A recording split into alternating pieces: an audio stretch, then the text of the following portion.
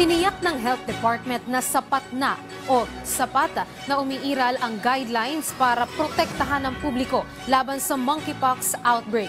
Pinawi rin ng DOH ang pangamba ng publiko na lumaganap rin sa bansa ang monkeypox tulad ng sa Africa at iba pang bansa. Ayon sa ahensya, hindi kailangang maglabas ulit ng guidelines. Ang kailangan lang ay manatili sa tamang paraan ng paglinis, paghugas ng kamay at huwag masyadong magdikit-dikit sa mataong lugar kung maiiwasan. Sinabi rin ng DOH na walang naitalang kaso ng monkeypox sa bansa mula pa noong Disyembre ng nakaraang taon. Nakiusap naman ang ahensya sa publiko na maging tapat sa kanilang health declaration pagdating sa mga paliparan sa bansa.